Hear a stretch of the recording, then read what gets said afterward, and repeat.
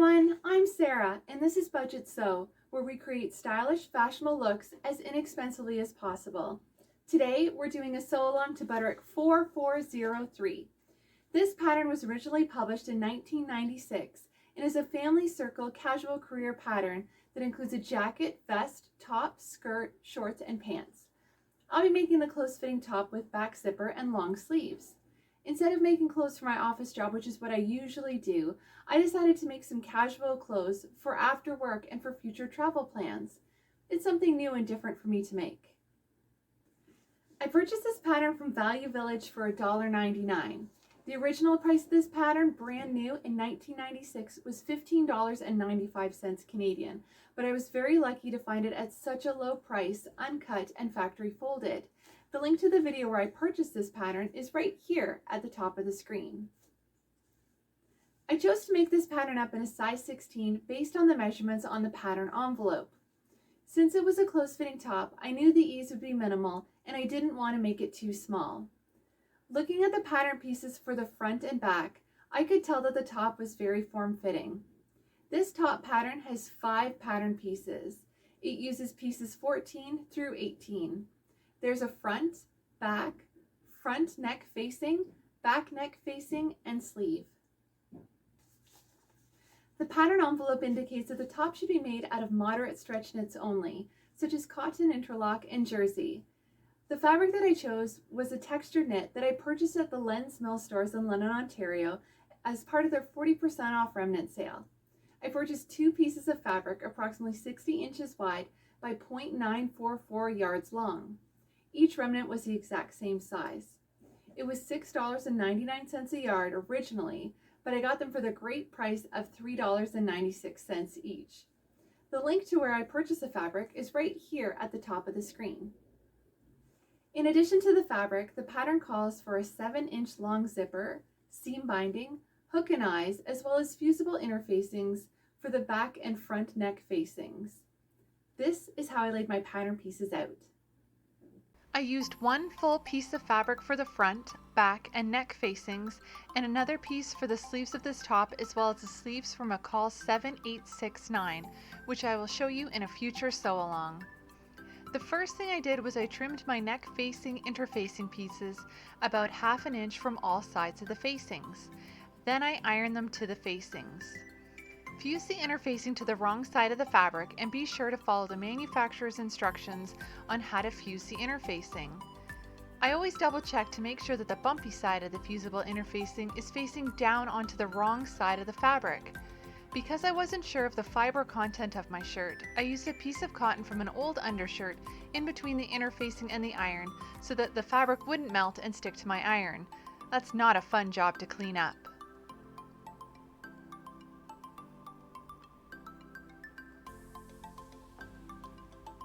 I always test the edges and corners of the interfacing to make sure that they are well fused to the fabric.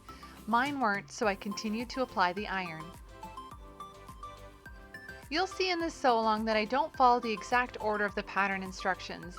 Maybe I'm a bit impatient, but I like to get as much pinned first before sitting down at the sewing machine. First, I pinned the back neck facings to the front neck facings, matching up the notches on the side. Notches are so important. I'm one of those sewists who cuts the notches outward onto the fabric. Until recently, I had no idea that other sewists cut the notches inward.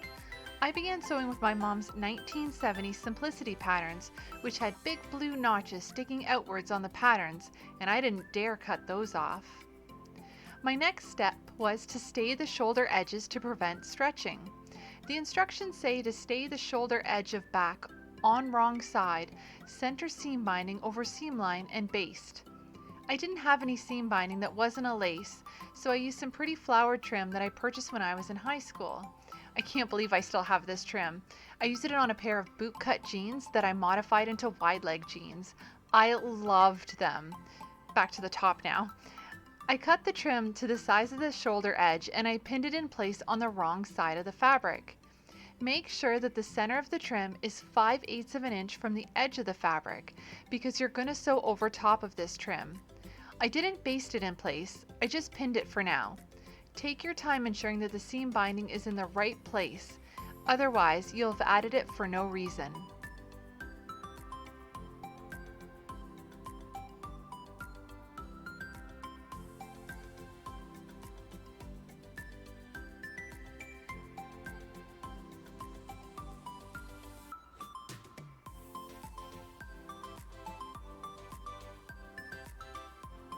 I decided to stitch the trim down at the top and bottom edge. Next, I place the back sections right sides together, matching up the notches, and pin them together, leaving open the edge above the large circle. I mark all my patterns with thread rather than with chalk or a washable fabric marker. This way, the mark won't disappear or fade over time. It will be removed only when I decide the thread to be cut off. I pinned from the large circle down to the hem. This section will be stitched twice. Once at 5/8 of an inch and again at about 1/4 inch away from the original stitching.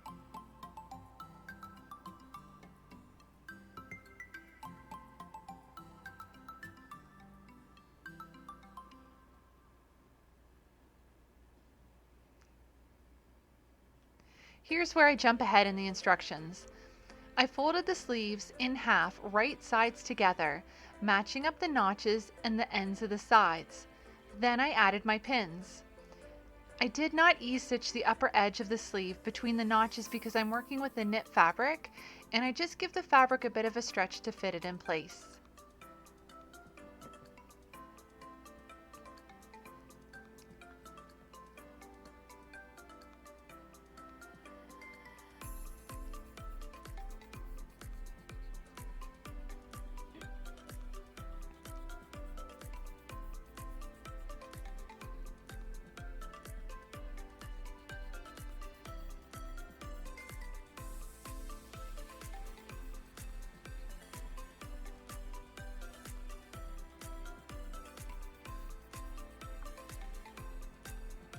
These sleeves will be double stitched.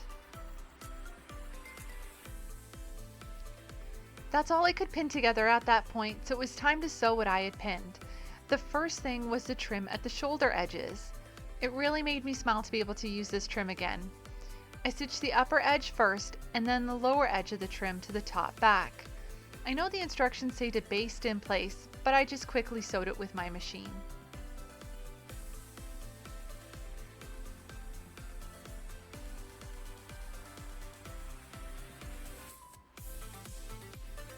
What I did to the first side, then I did to the other side.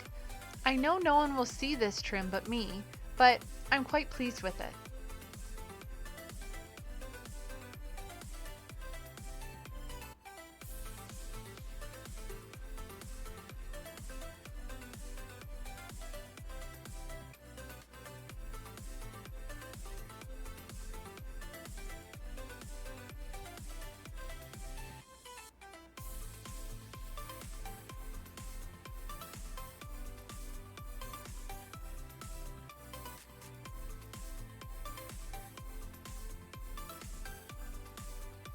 Next, I stitched the back seam together, starting at the large circle and ending at the hem. I got a bit excited about this top and started sewing over the pins, which is a big no-no in my book. In the past, I always used to sew over pins, and then I realized the damage that this was doing to my sewing machine, not to mention the maintenance and repair work. I want to keep my Kenmore in great condition for many sewing years to come, so I remove the pins just before I sew.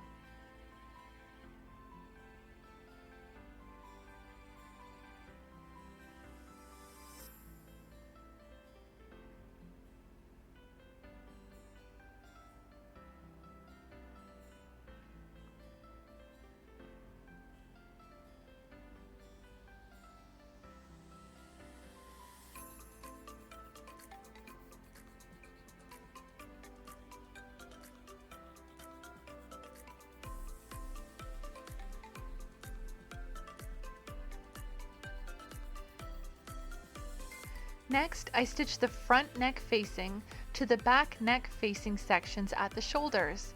The instructions say to finish the unnotched edge of the completed neck facings, but because this is a knit, I didn't bother with this step. When I'm referring to notches, I mean the triangles sticking out of the edge of the patterns. Sometimes there's one triangle and sometimes there's two triangles. You match up the single triangles together and the double triangles together.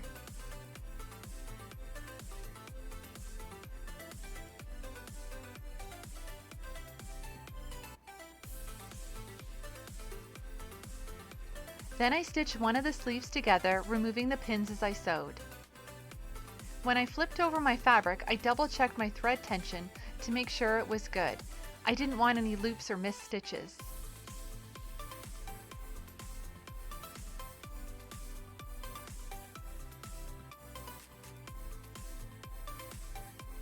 Then I quickly double stitched the sleeve. A double stitch seam is like a plain seam, but a second plain seam is sewn between the first and the raw edges of the seam allowance in order to provide a stronger seam for the fabrics being sewn together.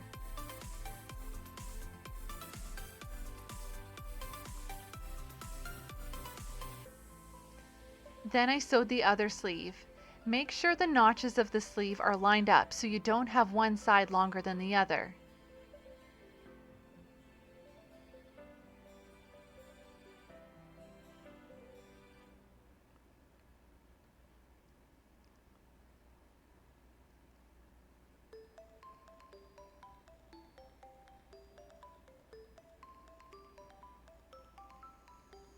Then I double stitched the sleeve.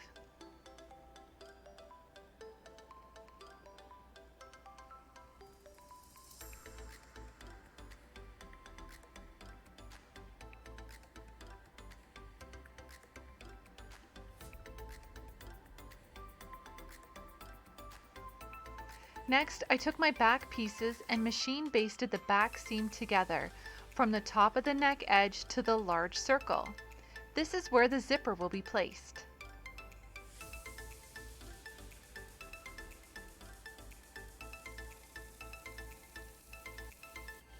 I adjusted the stitch length to the largest stitch because this is the easiest one to remove once the zipper is in place.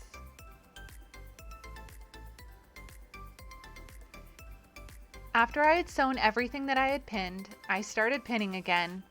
The first thing I pinned was a narrow hem on the lower edge of the sleeve.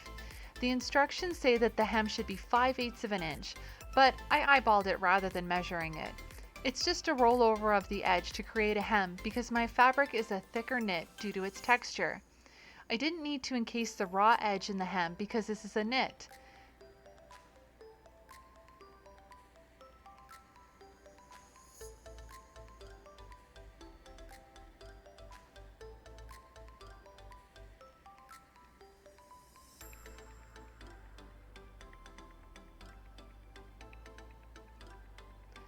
The sleeve hems will be stitched only once, not double stitched like the majority of this garment. Next, it was time to add the zipper to the back seam. I followed the pattern's notion list and used a 7-inch zipper rather than an invisible zipper. I'm saving my invisible zippers for some pants I'm making. I placed the zipper face down on the seam allowance, ensuring that the zipper stop was at the large circle. Make sure that the zipper is in the center of the seam or that the zipper teeth line up with this seam. You can do this by opening the zipper up and basting one side in place before closing the zipper and basting the other side. I made sure that the center of the zipper was over the center of the seam, and then I basted it in place. I used some lavender colored thread from an old wooden spool. I purchased a big bag of old spools of thread from Value Village, and I use it for basting and marking fabric. The bright color and the age of the fabric doesn't matter because this thread will be removed once the zipper is sewn in place. This step may take an extra bit of time, but it's worth it in the end once you see how it's finished.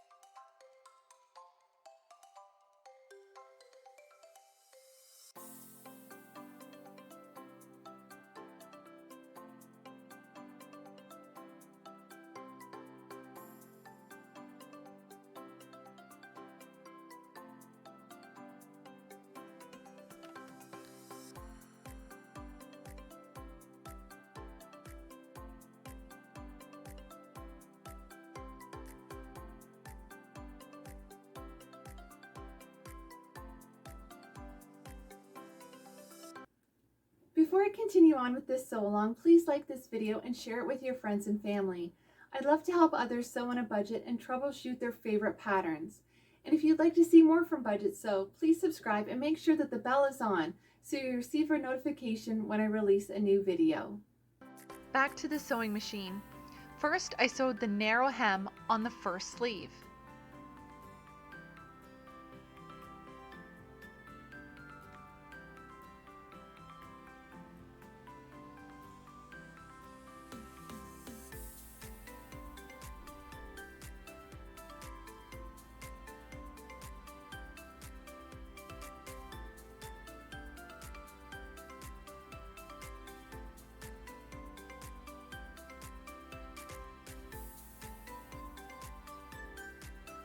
Then I sewed the narrow hem on the second sleeve.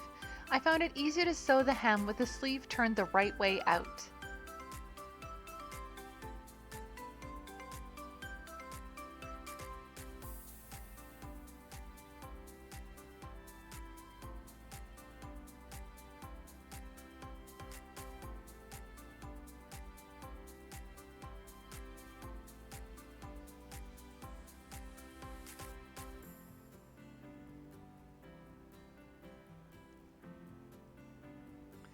Next, it was time to sew the zipper in place. I removed my usual sewing machine foot to replace it with a vintage zipper foot. A vintage sewing machine calls for a vintage sewing machine part. With the right sides of the fabric face up, I stitched starting at the top of the zipper along the basting through all thicknesses of fabric. I stitched one side of the zipper, pivoted the fabric, and sewed across to the other side. Pivoted again and sewed the other side of the zipper up to the top of the neck.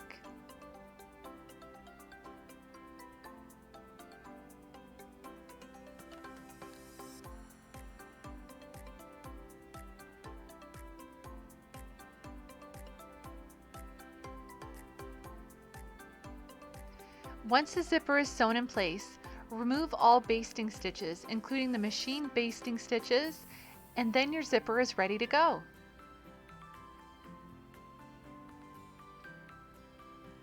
Next, I pin the front and back together, starting at the shoulder seams, matching up the notches, or the triangles that I said before.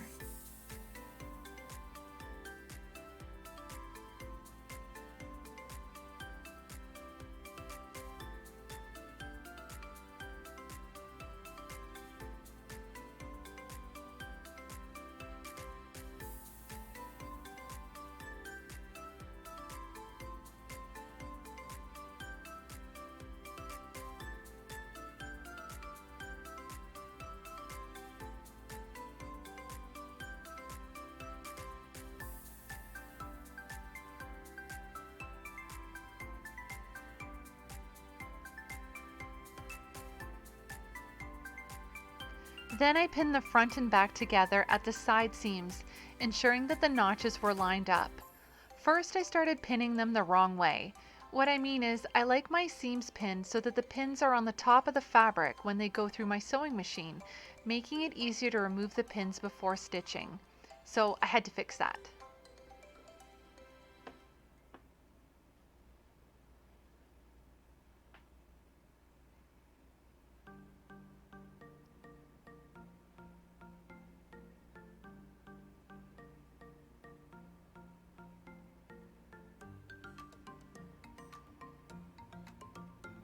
Lining up the notches is a big deal. It makes sewing your garment so much easier. You can see here on the second side of the top that I pinned it the right way and didn't need to remove any pins and repin.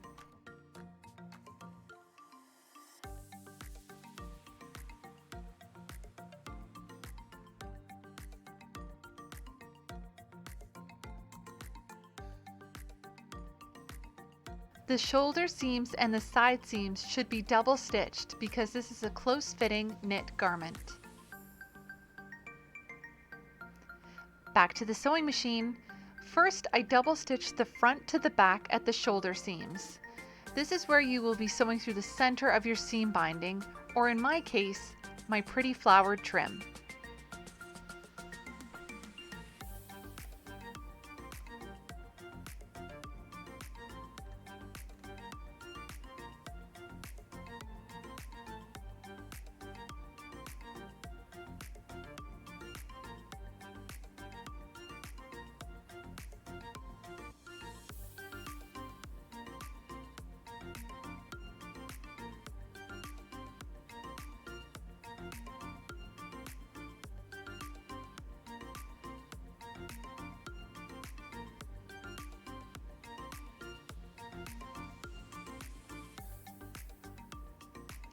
Double stitch, double stitch, double stitch.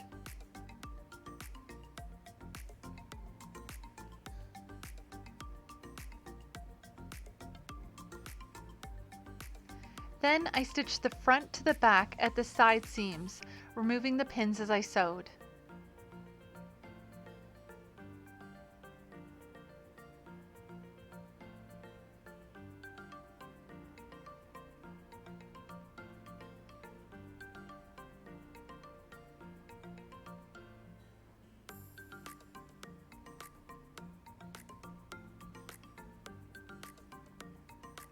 After I stitch the front to the back, I double stitch the side seam.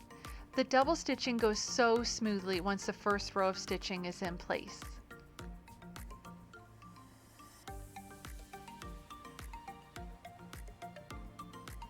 Then I stitch the front to the back at the other side seam. Keep those notches lined up for a great fit.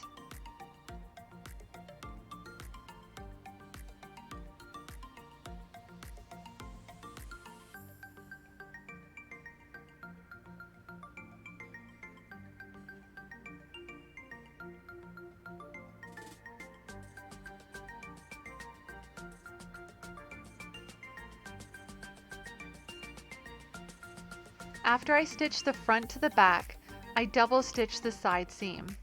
Double stitching this knit top is very important because it makes the seam so much stronger.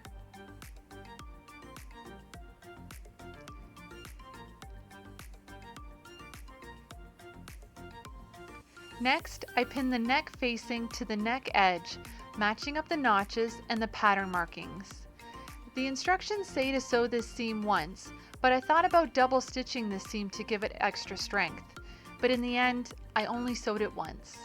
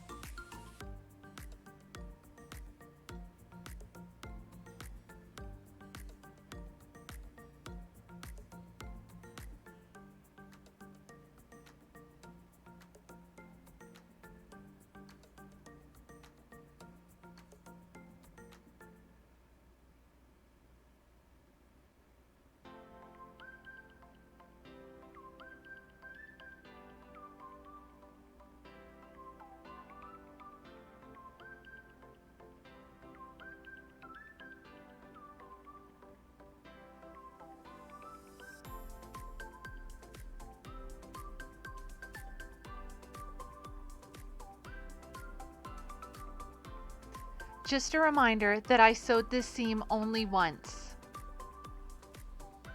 Then I turned my top inside out so that I could pin my sleeves on easier. With the right sides of the top and sleeves facing each other, I pin the sleeve into the armhole. Make sure to match the single notches together and the double notches together. If you don't, you will sew your sleeve on backwards. You might not think this is a big deal, but there's extra ease at the back of the sleeve for shoulder movement. If it's moved to the front, then the shoulder of the shirt is too tight, with drooping fabric at the front. It's not a good look. Just a quick tip about notches. The single notches usually indicate the front of the garment, and the double notches usually indicate the back. To pin the sleeve on, I match the small circles, the notches at the front and the back, and the underarm seam. I also match the large circle to the top of the shoulder seam. I adjusted the ease in the back of the shoulder by stretching the fabric into place. If you follow the pattern instructions, you ease stitch the upper edge of the sleeve between the notches. To ease stitch, stitch 2 rows of long machine stitches along the seam line. Then, to adjust, pull the thread ends to ease the sleeve into place.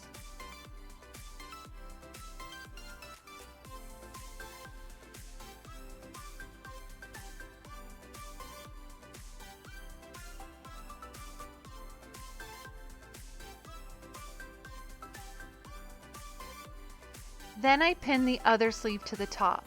Remember to match up all the markings and notches for the best fit.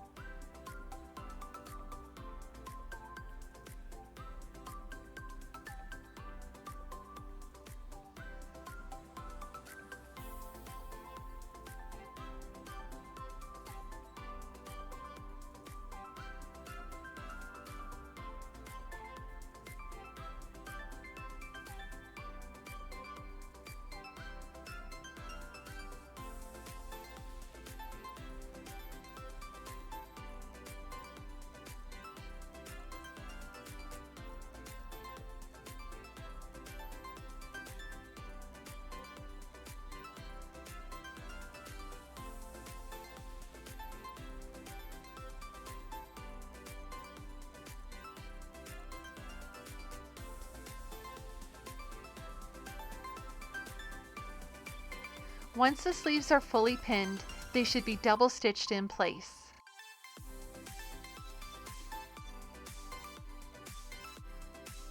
My next step was to pin up the hem. The pattern allows for an 1¼ inch hem. However, I just folded up the hem about 5/8 of an inch because I wanted the top to be a little bit longer. If you're comfortable with the length of the top, then use the full allowance. The instructions indicate to turn up the hem, base close to the fold. Trim the hem to an even width. Turn in 1/4 inch on raw edge. Baste hem in place close to upper edge. Press, then top stitch hem along upper basting. This may be a great way to finish the hem, but I'll admit that I can be an impatient sewist, so my hem was folded over once and stitched in place. Once the hem was fully pinned, I decided to do 2 rows of stitching. I thought it would look really sharp. Back to the sewing machine I go. First, I sewed the neck facing to the neck edge of the top.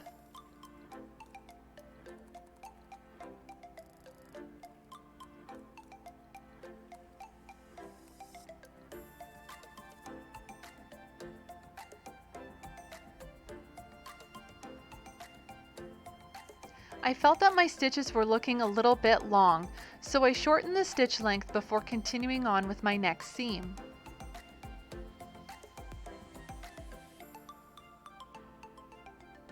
Then I sewed the first sleeve to the top. I pulled out the pins as I went along, gently stretching the fabric into place around the shoulder. Take your time with this. It is not a race. I can't believe I just said that. I always used to rush sewing. I couldn't wait until I had a finished garment, and sometimes I would sew too late into the night and rush to get the garment done. Enjoy the sewing moments.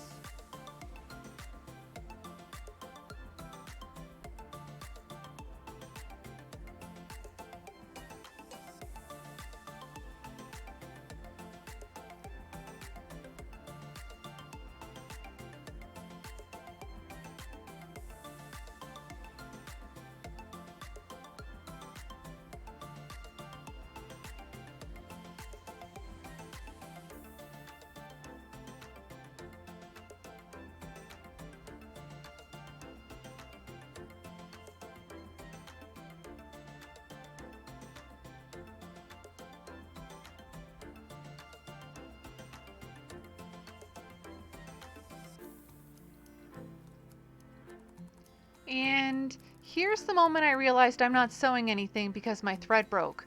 We've all had these moments. Pedal to the metal with no results, no stitches. Time to rethread my sewing machine. If you find your thread is breaking a lot, it could be for a number of reasons. Try checking your thread tension, or changing your needle, or rethreading your sewing machine. It always works for me. Once I rethreaded my machine, then I finished double stitching the first sleeve to the top.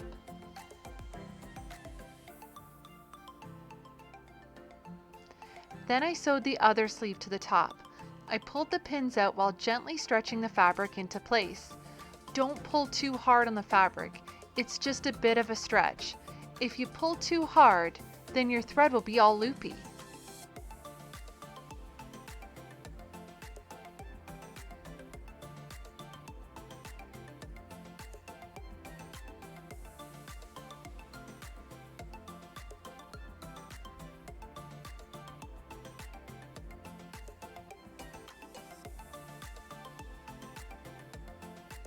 Then I double stitch the sleeve for extra strength.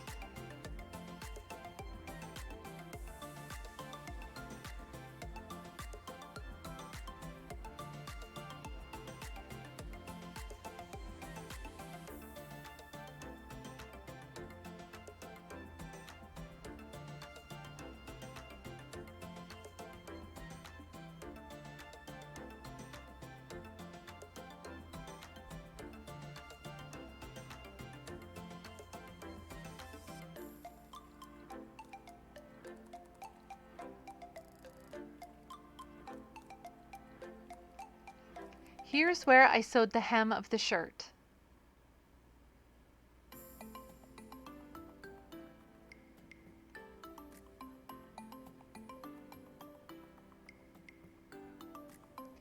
I didn't use a lot of pins for the hem, so this part went pretty smoothly, except my sewing machine engine revved, so I adjusted the wheel.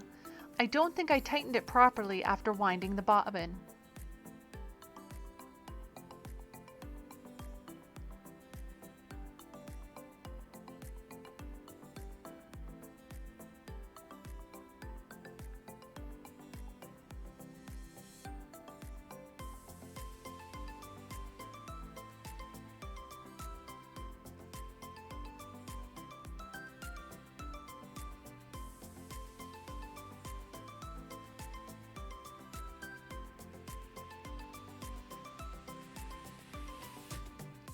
I know the instructions don't say to sew 2 rows of stitching, but I think it looks fabulous. It makes a great finish.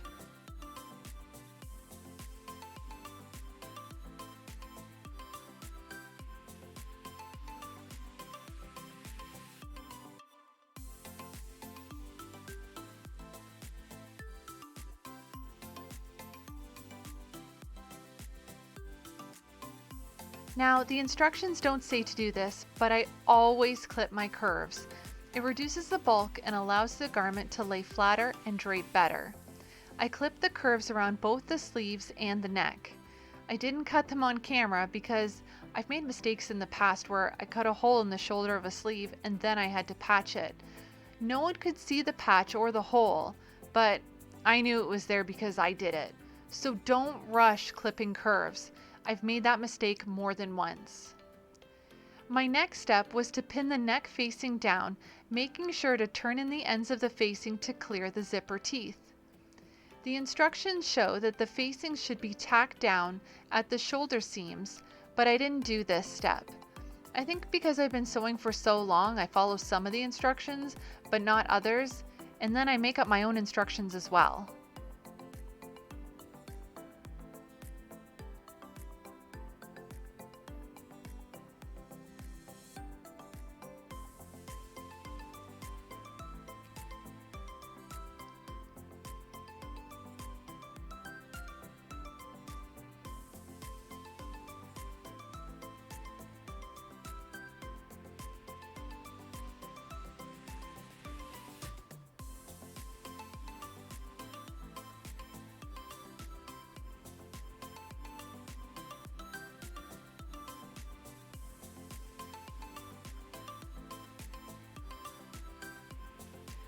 Back at the sewing machine, I top stitched the neck facing, ensuring that the ends of the facing were clear from the zipper teeth.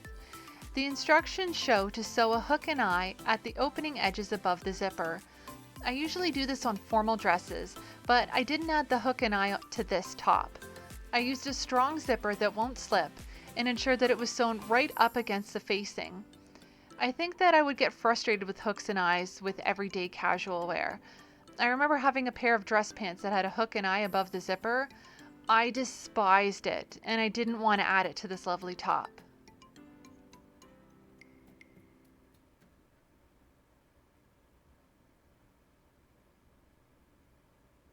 Here is the finished top.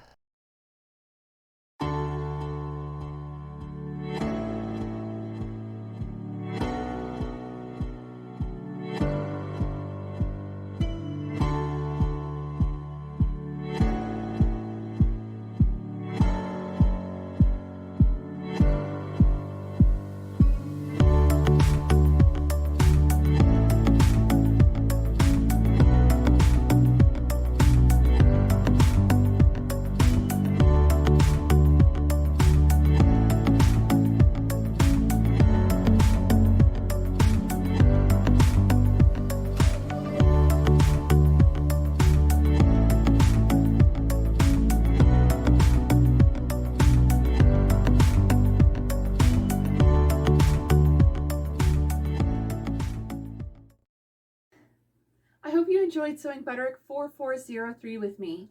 Please like this video and share it with your friends and family. And if you'd like to see more from Budgetsew, please subscribe. Thanks for watching. See you next time.